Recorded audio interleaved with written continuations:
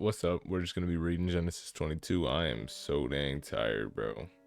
I was dancing for like 4 hours straight.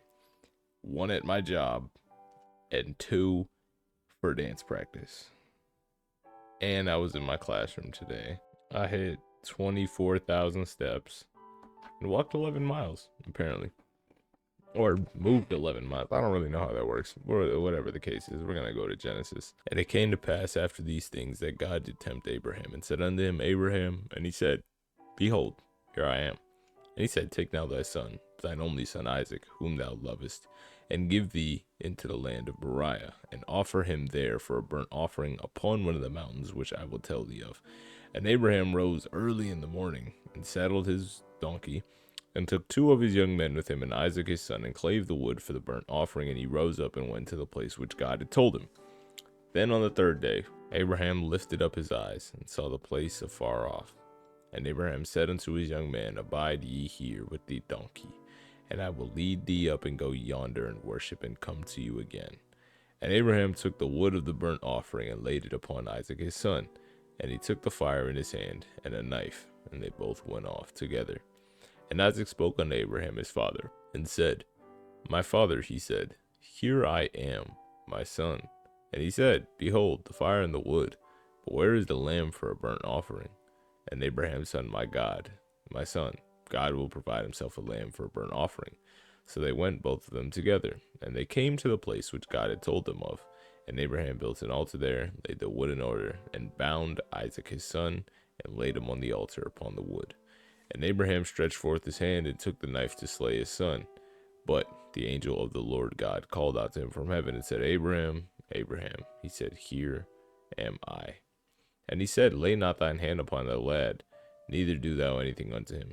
For now I know that thou fearest God, seeing thou hast not withheld thy son, thine only son, from me. And Abraham lifted up his eyes and looked, and behold, behind him a ram caught in the thicket by his horns. And Abraham went and took the ram and offered him up for a burnt offering in the stead of his son. And Abraham called the name of that place Jehovah Jireh, as it is said to this day, the mount of the Lord, it shall be seen. The angel of the Lord God called unto Abraham out of heaven the second time, and said, By myself have I sworn, said the Lord, for because thou hast done this thing, and hast not withheld thy son, thine only son, that in the blessing I will bless thee, and in multiplying I will multiply thy seed as the stars of the heaven, and as the sand which is upon the seashore. And thy seed shall possess the gate of his enemies. And in thy seed shall all the nations of earth be blessed, because thou hast obeyed my voice. So Abraham returned unto his young men, and they rose up and went together to Beersheba. And Abraham dwelt at Beersheba. And it came to pass after these things that it was told Abraham, saying, Behold, Milcah, she has also borne a child unto thy brother Nahor, Huz his firstborn, and Buz his brother, and Kemuel the father of Aram, and Chesed, and Hazo, and Pildash, and Jedaph, and Bethuel. And Bethuel begat Rebekah. These 8 Milcah did bear to Nahor, Abraham's brother. And to his concubine, whose name was Reumah, she bare also Tebah, and Gaham, and Thahash, and Makkah. I'm feeling led to read chapter 23, so we're going to do that as well. And Sarah was 120 years old when these were the years of the life of Sarah.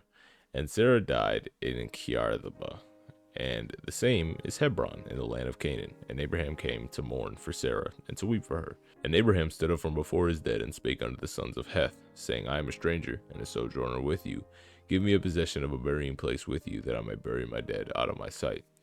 And the children of Heth answered Abraham, saying unto him, Hear us, my lord, thou art a mighty prince among us.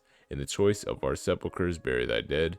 None of us shall withhold thee from this sepulchre, but thou mayest bury the dead.